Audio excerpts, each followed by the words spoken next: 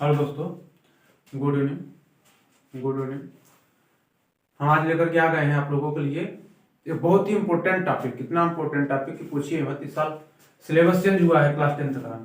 Class 10th के syllabus में इस बार 20 ऑब्जेक्टिव आएंगे। कितने ऑब्जेक्टिव आएंगे? 20। और 20 ऑब्जेक्टिव आपके लिए कितना इंपॉर्टेंट है, कितना महत्वपूर्ण है, आप खुद ही जान सकते हैं। क्योंकि लिखित में कुछ न कुछ तो आदमी कलम हाथ को डुला लेता है, किसी न किसी तरीके से कोई न कोई सॉल्व कर लेता है। अगर ये 20 क्वेश्चन आप सही से कर लिए तो आपके 20 नंबर तो एग्जैक्ट पाएंगे आप। लिखने वाले में आप कितना भी सही लिखे, अगर थोड़ा सा गलती हो गई तो डेरिवेशन में सवाल गलत हो जाता है और उत्तर कुछ और आ जाता है, इससे मार्क्स कट जाते हैं। लेकिन अगर 20 क्वेश्चन आप कर लिए तो आपके 20 नंबर डिड एंड श्योर है। एकदम आप पढ़िए। हम कम से कम इसी लेक्चर में 50 ऑब्जेक्टिव करा रहे हैं, 50 टाइप से करा रहे हैं और 50 को आपको होमवर्क देंगे। कल 50 फिर कराएंगे। मात्र 10 दिन में हम आपको 1000 ऑब्जेक्टिव करा देंगे और 1000 ऑब्जेक्टिव में कम से कम 200 टाइप्स के क्वेश्चन हो जाएंगे। कितने टाइप्स के क्वेश्चन हो? 200 टाइप्स के क्वेश्चन हो जाएंगे, जो आपके लिए बहुत ही इंपॉर्टेंट, बहुत ही महत्वपूर्ण होंगे। 20 में 20 की तो कोई गारंटी नहीं लेता, लेकिन 18 19 तो डिड एंड श्योर है कि आपको मिलने ही मिलने हैं। अगर आप अच्छा फट करेंगे तो 20 में 20 भी पाएंगे। आइए देखते हैं। और ये क्वेश्चन जेन्युइन है, बैक ईयर से लिए हुए हैं, कुछ हमारे बनाए हुए हैं, दोनों तरीके से हैं। ठीक है, आइए फिर शुरू होते हैं। ठीक, जैसे मान लीजिए पहला क्वेश्चन हम ले रहे हैं, cos square 61 plus cos square 29। कितना? 29 डिग्री। cos स्क्वायर 61 डिग्री और cos स्क्वायर 29 डिग्री का मान क्या होगा? ठीक है, तो हम क्या करेंगे? आपको दिख रहा है cos स्क्वायर 61 डिग्री और cos स्क्वायर 29 डिग्री। तो हम एक को चाहे इसको बदलेंगे चाहे इसको बदलेंगे। आपको पता है cos 90 minus theta sine theta होता है। क्या होता है? cos 90 minus theta sine theta होता है। तो हम इसे लिखेंगे cos स्क्वायर 90 माइनस 60 डिग्री का मतलब क्या? 90 में से 21 हटा देंगे, 29 हटा देंगे सॉरी, और प्लस cos स्क्वायर 29 डिग्री। तो क्या हो जाएगा? cos square 90 degree minus theta क्या हो जाएगा? Sine square 90। कितना हो जाएगा? साइन स्क्वायर 29 और प्लस cos स्क्वायर 29। आपको एक फार्मूला पता होगा कि sine square theta plus cos square theta, क्या? Sine square theta plus cos square theta is equal to 1। पता होगा? नहीं पता होगा तो फार्मूला आप नोट कर लीजिए। बहुत इंपॉर्टेंट फार्मूला है। आपको यहाँ भी काम करेगा, 11th में काम करेगा, 12th में काम करेगा। जब तक आप पढ़ाई करेंगे मैथमेटिक्स में हर जगह आपको काम करेगा। तो sign square theta plus cos square theta बराबर 1। तो देखिए यहाँ थीटा है, यहाँ 29 है, यहाँ थीटा है, यहाँ 29 है, सेम है ना। तो साइन स्क्वायर 29 और cos स्क्वायर 29 बराबर 1। क्या होगा? 1। इसी तरीके से हम आपको एक होमवर्क देंगे और आपको अपने से करना है। ठीक है, नहीं समझ में आएगा थोड़ा सा पॉज करिए, बैक करिए और अपने से करिए।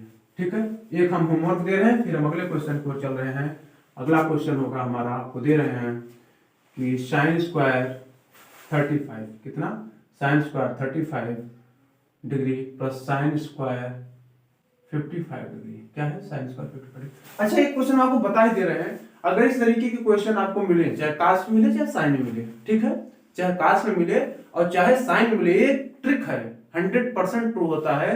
चाहे कास्ट में मिले चाहे साइन में मिले, अगर आपको इस तरीके से मिल गया कि cos square 35 degree plus cos square 55 degree और दोनों का सम, एक ट्रिक बता रहा हूं आपको, अगर दोनों का सम 90 डिग्री हो गया तो डिड एंड श्योर आप आंख मूंद करके एक पर उत्तर मार दीजिए।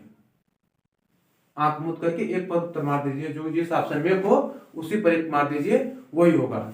ठीक है, बाकी आप हल करके इन दोनों क्वेश्चन को कमेंट बॉक्स में उत्तर दीजिए कि कितना होगा। ओके, आगे चलते हैं। हम आगे चलते हैं। देखिए, ट्रिग्नोमेट्रिक से एक दो क्वेश्चन और कराते हैं। एक फार्मूला आपको हम पहले ही बता दे रहे हैं। फार्मूला होता है सेक स्क्वायर थीटा। क्या? Sec square theta minus tan square theta बराबर 1। क्या होता है? Sec square theta minus tan square theta बराबर 1। हम बैक इस ईयर का एक क्वेश्चन उठा रहे हैं, उसको देखिए क्या होगा उस पर आप बताइए। सेक स्क्वायर ए 9 सेक स्क्वायर ए माइनस 9 tan स्क्वायर ए, क्या होगा उत्तर ना। तो आपको कुछ नहीं, 9 दोनों में दिख रहा है, 9 दोनों में दिख रहा है, 9 कॉमन ले लेंगे। क्या ले लेंगे? 9 कॉमन ले लेंगे और हो जाएगा सेक स्क्वायर ए माइनस tan स्क्वायर ए, tan स्क्वायर ए। ठीक है, अब क्या दिख रहा है आपको? सेम ऐसा दिख रहा है, नहीं दिख रहा है? सेम दिख रहा है। तो 9 की जगह 9 रखेंगे, इसकी जगह पे रखेंगे 1। क्या रखेंगे? इसकी जगह पे रखेंगे 1, तो आंसर क्या होगा? 9। बैक ईयर का क्वेश्चन है। अब ये 2018 का है या 21 का, इतना एग्जैक्ट नहीं बता सकते, लेकिन आपके साल पेपर से उठा हुआ क्वेश्चन है।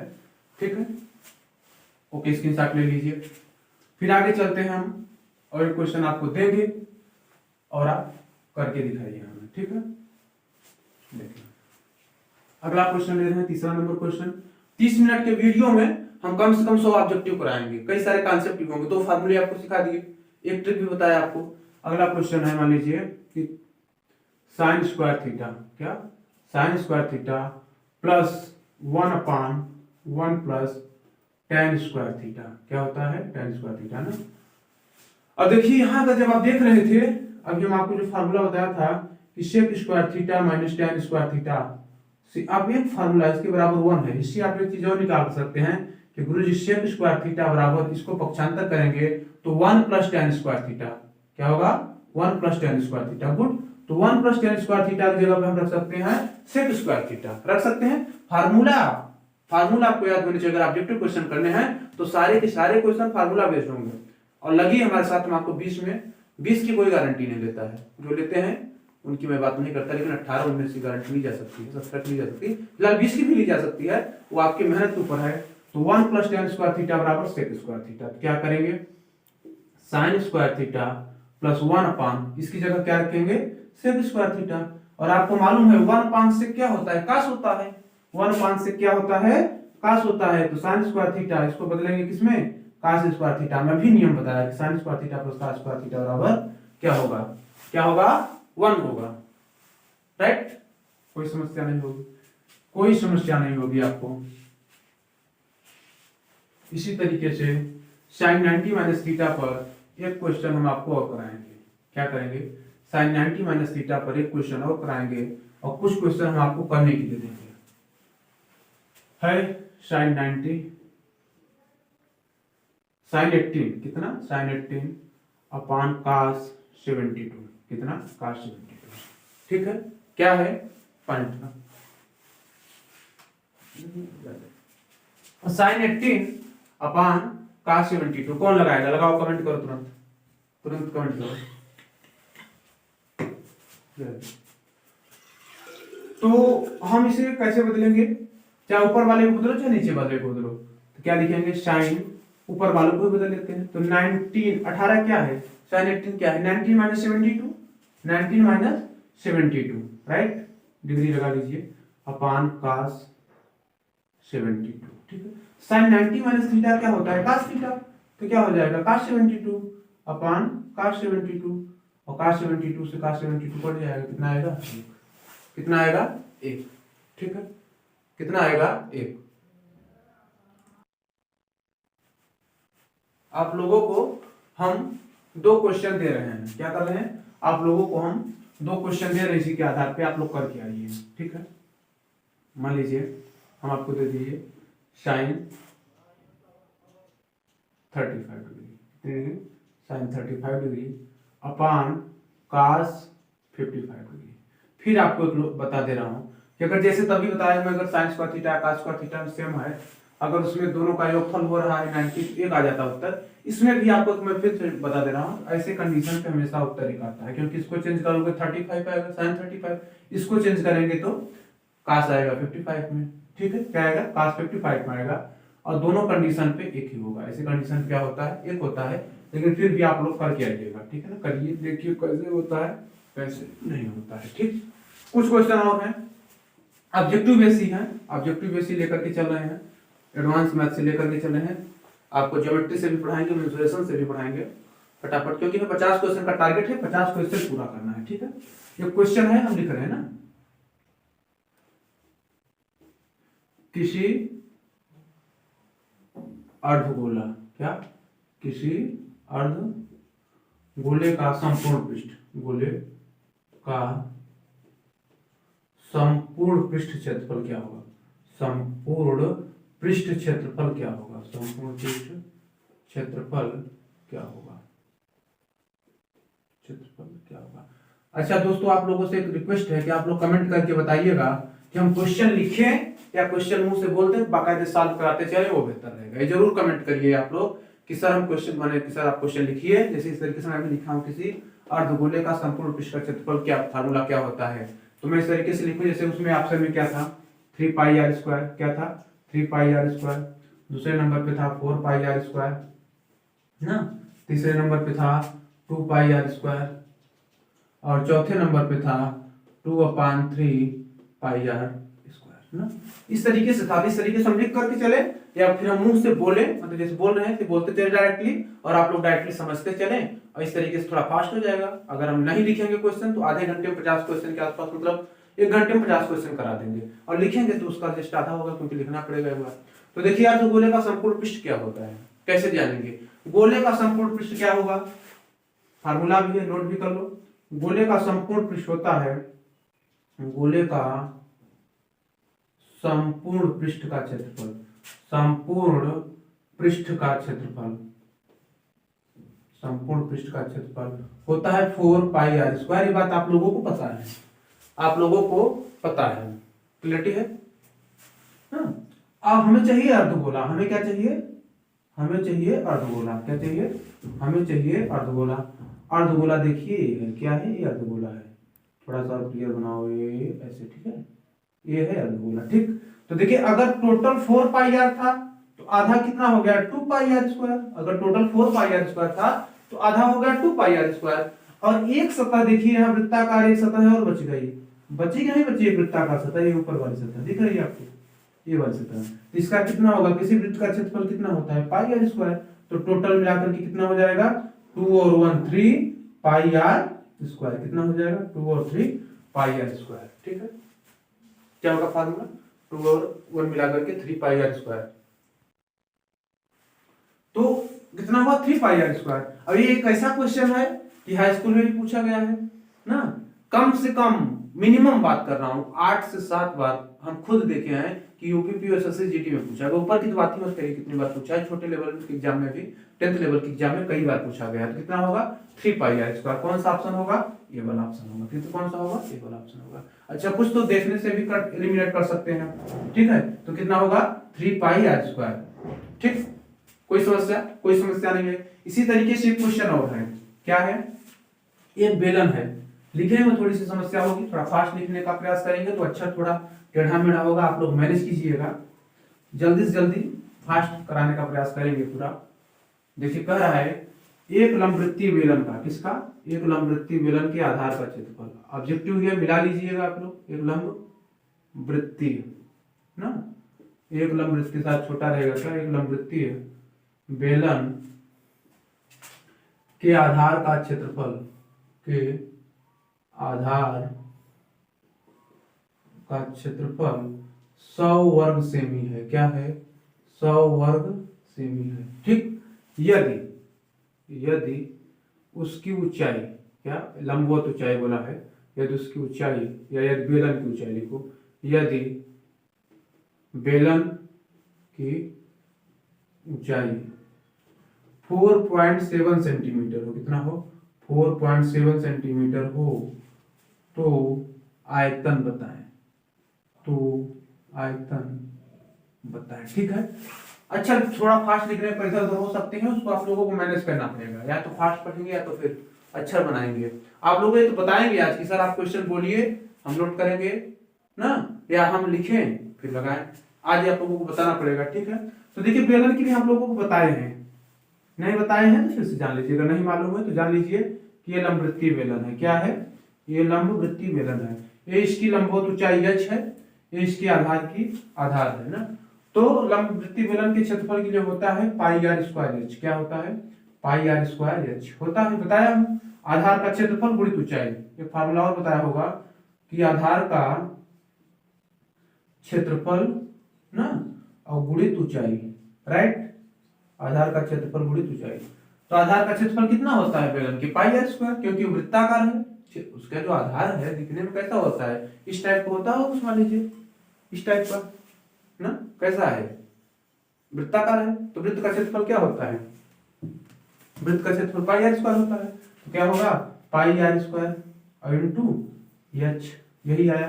ना, और दिया है पाई आर स्क्वायर कितना है 100 है, और ऊंचाई कितना है 4.7 है, गुणा कर देंगे तो 470, वहां वर्ग सेमी था, आयतन हमेशा घन सेमी में होता है, तो सेंटीमीटर क्यूब लिख देंगे या तो घन सेंटीमीटर लिख देंगे।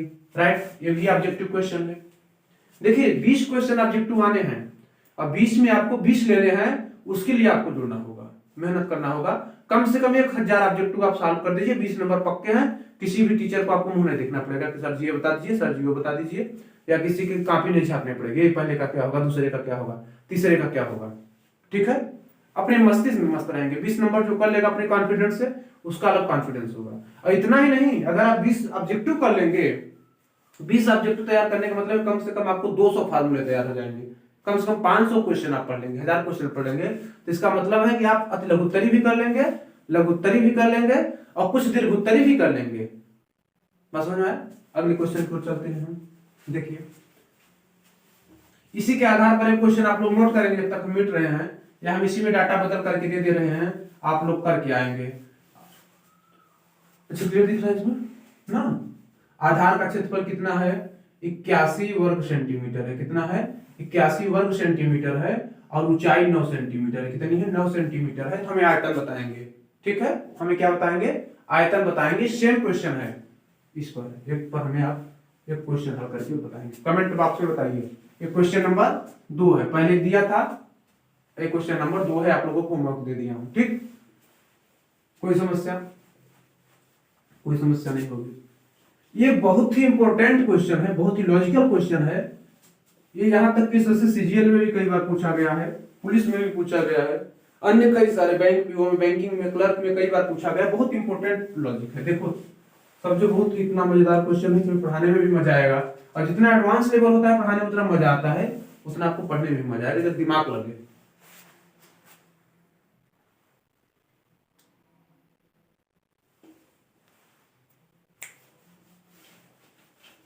रेडी?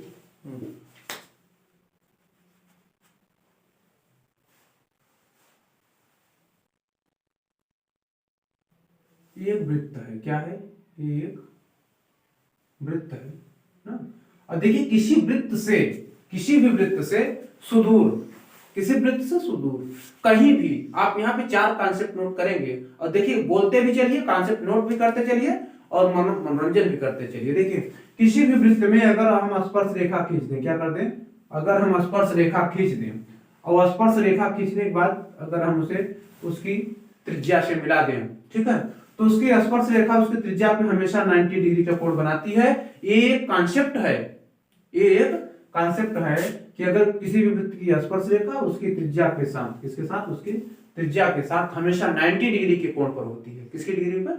90 डिग्री के कोण पर होती है, अर्थात वो समकोण होती है। क्या होती है? समकोण होती है। कॉन्सेप्ट नोट करेंगे तभी अगला वाला क्वेश्चन आएगा, बहुत आसानी से आएगा। दिखा रहा हूं, अब देखिए हम यहां से इसको ऐसे खींच दिए, ठीक है, किसी भी वृत्त से सुदूर, दूर कोई बिंदु ले रहा हूं, ठीक है, सुदूर कोई बिंदु ले रहा हूं, ठीक है, राइट।